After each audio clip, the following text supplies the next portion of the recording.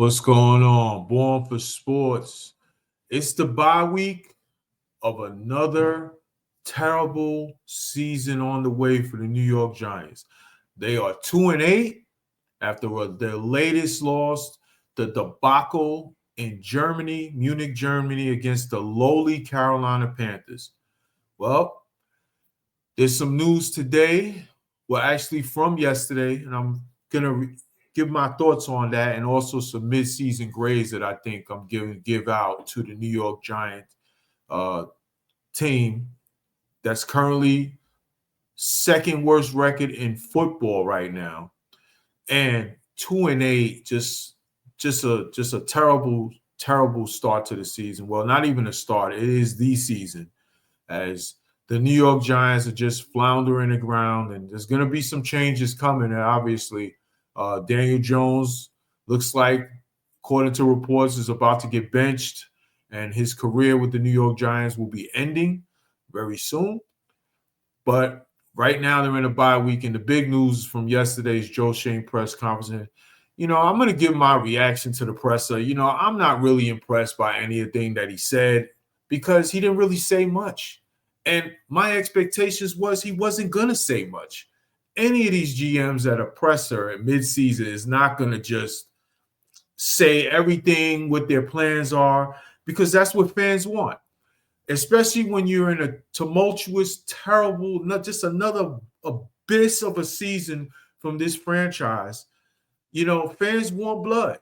They want blood because we're all fed up as New York Giant fans. We want our team to become better. We're sick and tired of the losing. We're sick and tired of seeing the same old garbage trash that we've been watching. We're just tired. And, me as a season ticket holder, me as a Giant fan for over 37 years, I've seen the good, I've seen the bad, I've seen the ugly, and I did not expect Joe Schoen to say much, and he didn't. And I see all the fans out there complaining about that, everything he said. They want to dissect everything word for word. Listen, you're going to have to wait to see what happens at the end of the season. The guy's not going to go ahead and go throw the obvious out there of what's going on. It's obvious. He's not going to go out and trash Daniel Jones. Fans want blood. They want him to come out and say, yes, I fucked up. Daniel Jones sucks. I shouldn't have paid him what I paid him. And we're going to bench him because we don't believe in him. We're moving on. They're not going to do that, guys. They're not going to do that, okay? He's not going to come out. First of all, from a business point of view, he's not going to reveal his hand, okay? It's still 7 games left in the season. He's not going to go out and say, hey, I made a mistake, because he wants to keep his job. And even though Mara already gave him the confidence, and the man talks very confident, like he expects to be back, he doesn't want to get himself fired a la Joe Judge. What did you guys expect? The highlights of it really of nothing was he came out and said he made some mistakes. He took accountability, and I'm good with it. He took accountability. He said his draft picks he wished could be 100% hits, but it's not going to be like that. Hey, he said it's true. He also said we've been in a lot of these games, and he's right. They have been in a lot of games. Now, does it make us feel better because we're losing those games? Hell no, it don't make us feel better. We want to win. We're tired of losing. It doesn't matter if you lose by 6, 3, 20, or 40. We want to win, and we're tired of losing. But what he said was the right thing. He said the truth. We've been in close games, and if we close some of those games out or not have bad reactions to certain things, hey, maybe we have a better record and we're not 2-8. We're 1-5 in close games. And you know what? He's right. We are. They're a young team, he said, and they are a young team. They have the youngest defense in the league, So, there comes growing pains with that. What I found interesting about this whole nothing about something press he had in midseason was he admitted and said, my first year here, I drafted, basically admitted he drafted more for need, okay, instead of best player available, with his first time being a GM, and he regrets some of that because also, he felt like he had to do that because of where the roster and team was at that moment. If you think back at the time, the Giants had absolutely no cap space. Okay, they signed no one in 2022 when he got there. They couldn't sign anybody, and they had to go with what they had on the roster and fillers here and there and the draft class. So he had to fill out rosters, with young players because he didn't have money to go address it in free agency. Those are all facts. Now, you still have to make the right picks. And after Thibodeau, not really a lot there in that first draft class. Okay, so he got to be held accountable. He took accountability for that. He also said that what I also took for gospel in this thing was he said that he probably made the wrong decisions after that first year because they made the playoffs. He probably blinded himself to thinking that maybe, the roster wasn't as bad as it could have been, as it looked before the season because they made the playoffs and won a playoff game. Now, we all know that's an indirect quote about giving Daniel Jones the contract he gave him.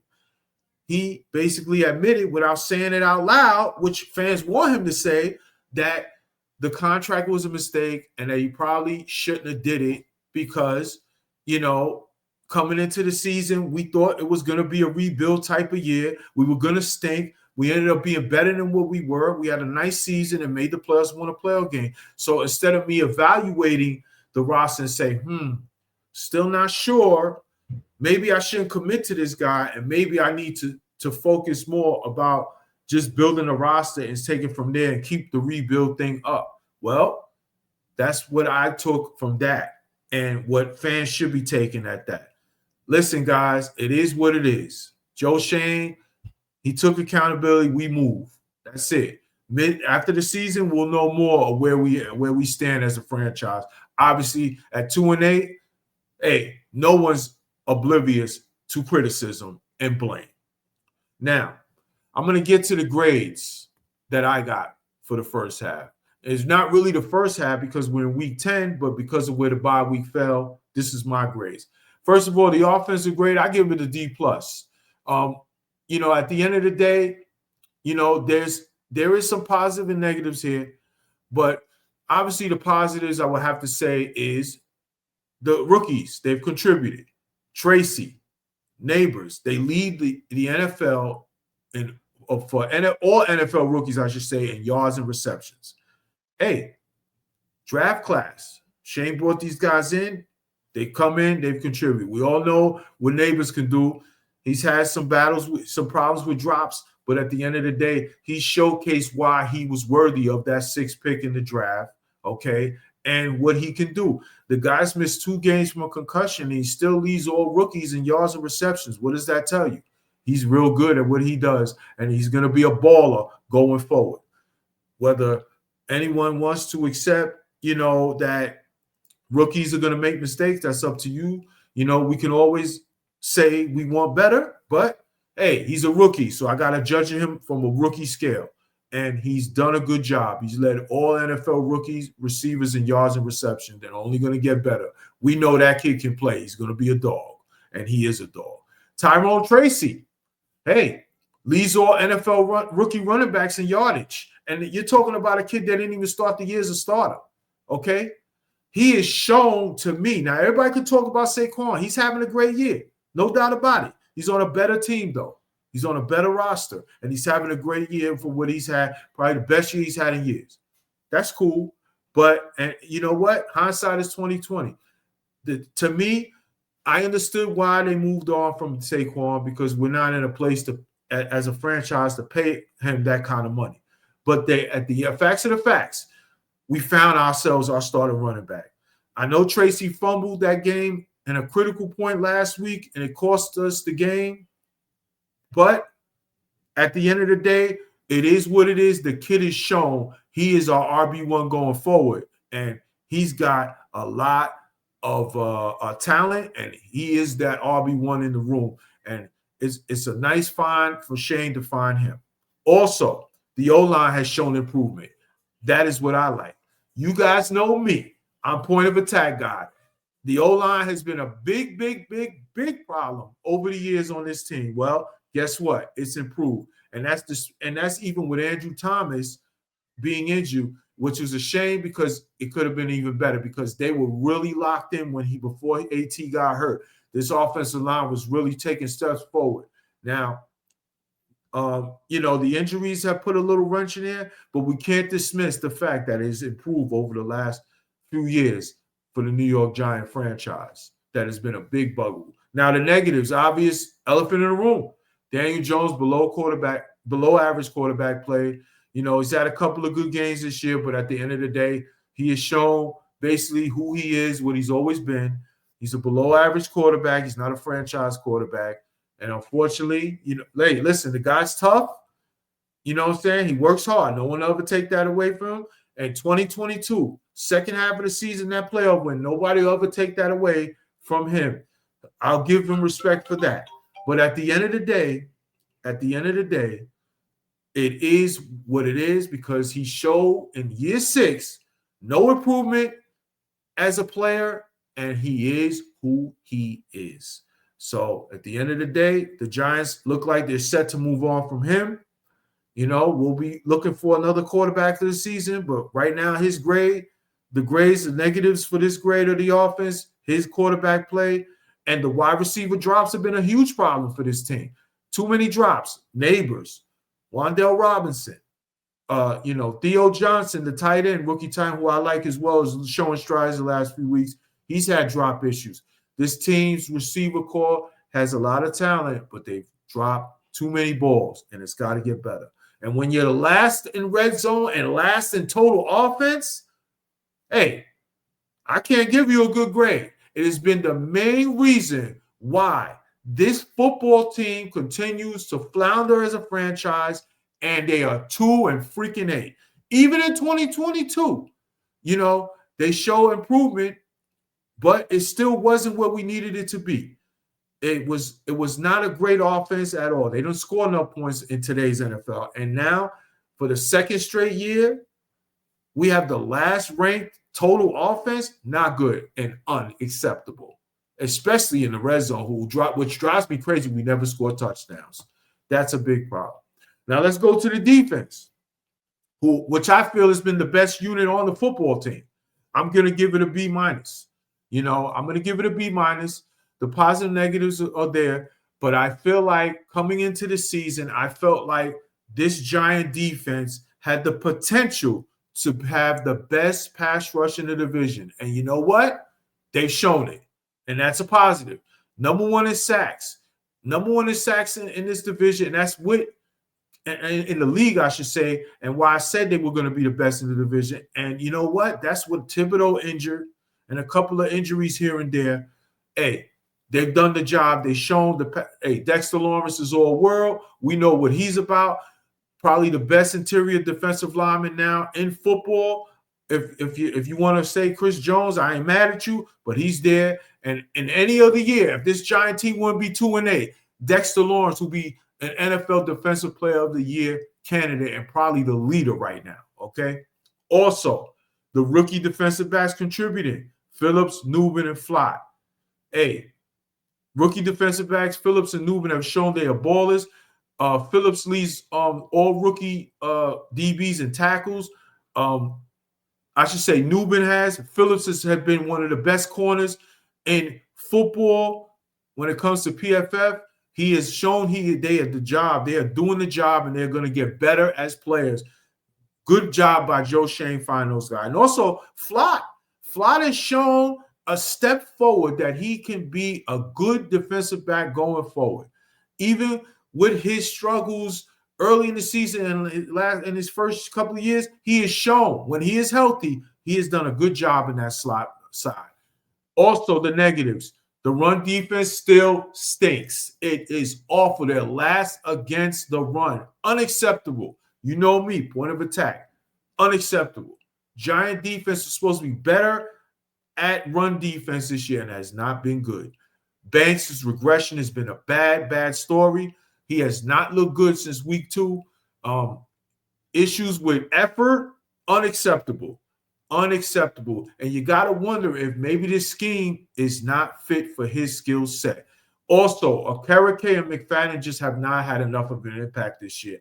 I expected a lot of big things from Okereke this year, and the impact plays just haven't been there. Could be because of the transition to a new defensive scheme.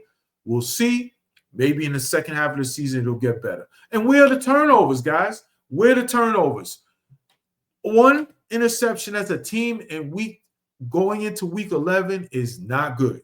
The Giants have to do a better job. Their defense has to do a better job of forcing turnovers, man. The special teams, not much to talk about. They suck. F. Between the kicker, the returners, and the covers have all been trash. Injury to Gano hurt, but the kickers, Joseph came in, was awful. Stunk. The returners, they haven't done nothing. Okay, they haven't given anything in any boost in the return game.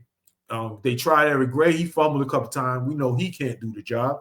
And the other guys they've had just haven't done it. And the coverage teams have been trash. The game against the Steelers gave up a easy punt return touchdown that cost us the game because it was the momentum shift that turned the game. And last but not least, I have to talk about it, the coaching. I got to give it a D. Brian Daboll, man.